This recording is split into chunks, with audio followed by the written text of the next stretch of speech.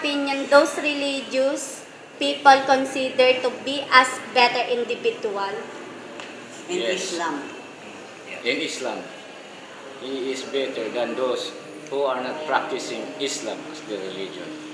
Because in Islam means peace, loving, Complete and submission. understanding. The most important thing for human being is to be a God-fearing. Yung matakot siya sa Diyos. In Islam now, complete submission to the will of God. God-fearing. So, in Islam, you have to believe and to do what is good to avoid what is evil. That's all. You have to believe in one God.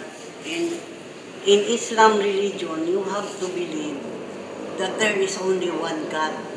And Prophet Muhammad is the messenger of God. Isn't it? Then number 2, as an Islam, as a Muslim, you have to pray 5 times a day. That is already 1 day, 1 night. Which is the Fajr. God-fearing. It means to say, matakot ka sa Diyos. Sa Islam, God-fearing, takot ka, gumawa ng masama, ang intention mo lang, gumawa ka lang ng kabutihan sa tao man o sa kapwa mo. Because there is continuation of life. In this world, a man will die. His body will decay, but his soul will live. His soul will live to continue. So if ever what he will do here on this earth, he is good, he is praying, he follow the rules and regulation of Almighty Allah, which is one God, he or she will be able to rest in paradise. Or else, he will rest in fire.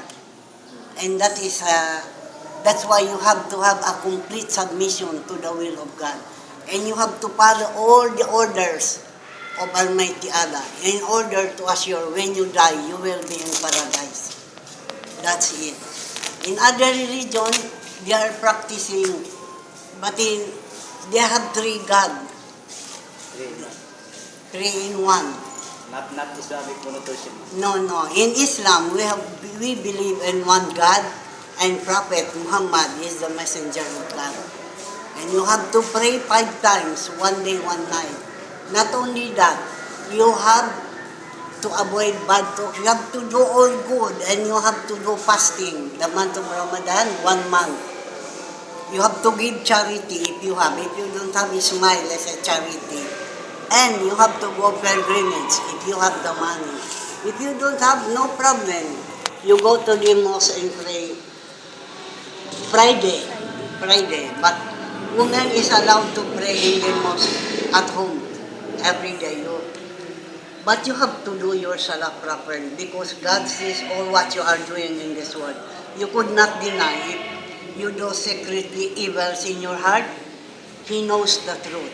One day, this world will come to an end, and there will be a new world, which is the heaven and the hell. That is already the final destination of it. Ito naman, to the final question you have, religious people are better than those. Yes, it is true. Because once you are religious, you are God-fearing. I-support mo yung answer. God-fearing. That is the question. Na, amo na ito yung essence niya. Especially in Islam, you have to believe in one God, monotheism, and believe in all His prophet, especially Prophet Muhammad is the prophet of God. His divine books. This is the Quran. Kung tanungin ka ng teacher ninyo, ganun ang answer,